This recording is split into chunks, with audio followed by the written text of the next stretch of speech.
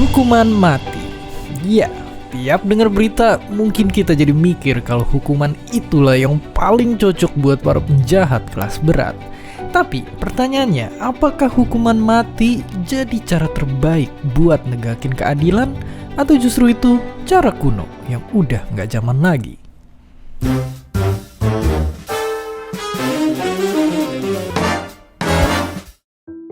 Oke, sebelum ngebandingin, kita mesti tahu kalau hukuman mati di Indonesia itu sanksi terberat buat para penjahat kelas kakap. Hukumannya dilakuin dengan cara ditembak sampai sang terdakwa nemuin ajalnya. Dan iya, hukuman ini juga ada banyak caranya yang udah dilakuin dari ribuan tahun lalu sampai sekarang. Dan belum lama ini pun dalam setahun ada ribuan orang yang udah dieksekusi di seluruh dunia. Jadi, kenapa hukuman mati jadi pilihan yang harus diambil? Oke, bagi yang ngedukung, hukuman mati dinilai jadi bayaran yang setimpal sama kejahatan yang udah mereka lakuin. Cara ini dianggap nakutin dan bikin kapok para penjahat, biar kasus yang sama nggak ada lagi. Para pendukung yang lain juga bilang kalau hukuman mati jadi cara yang paling adil buat keluarga korban, biar mereka bisa kembali hidup dengan tenang. Gimana? Apa kalian setuju sama alasan ini?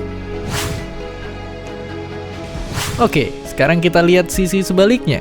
Mereka yang gak setuju bilang kalau gak ada satu nyawa pun yang patut dicabut apapun alasannya. Hukuman mati juga nyatanya belum tentu bikin para penjahat pada jerat. Buktinya kayak kasus di Amerika Serikat. Angka pembunuhan di negara bagian dengan hukuman mati justru lebih tinggi dibandingin sama yang gak nerapin hukuman itu. Dan ada satu hal lain yang lebih mengerikan dari hukuman ini. Apa jadinya jika orang yang dijatuhin hukuman mati ternyata nggak bersalah?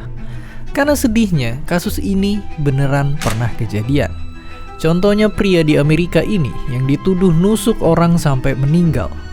Ia pun ditangkap karena cocok sama deskripsi saksi dan akhirnya dieksekusi mati. Beberapa tahun kemudian, bukti-bukti nyimpulin kalau ternyata dia bukanlah pelakunya. Terus ada lagi kasus di Taiwan di mana seorang tentara dituduh memperkosa seorang anak kecil yang bikin dia dijatuhin hukuman mati. Tapi beberapa tahun setelah hukuman dijatuhin, ternyata ditemuin kalau sang perwira terpaksa ngaku sebagai pelaku karena nggak tahan disiksa selama penyelidikan. Dan ya, semuanya terdengar menyedihkan. Sayangnya mereka yang jadi korban salah eksekusi nggak bisa dihidupin lagi, gimana pun caranya. Setuju nggak setuju, kalian bebas berpendapat. Tapi yang jelas kalau ngeliat trennya, negara yang ngelakuin hukuman mati makin berkurang tiap tahunnya. Dan ya, meski dapat kecaman dari dunia internasional, negara kita masih nerapin hukuman mati untuk beberapa kasus berat. Walaupun belakangan aturannya akan sedikit berubah. Ya, hukuman mati emang gak ada habisnya untuk dibahas. Tapi sekali lagi, gimana menurut kalian? Apakah hukuman mati masih perlu ada? Atau justru harus kita hilangkan? Apapun itu, intinya nyelesain kasus kejahatan gak selesai cuma di ngehukum pelakunya aja. Karena masih ada mereka, para korban yang harus kita bantu nyembuhin traumanya. Dan para penjahat juga yang harus kita basmi sampai ke akarnya. Dan seperti biasa, terima kasih.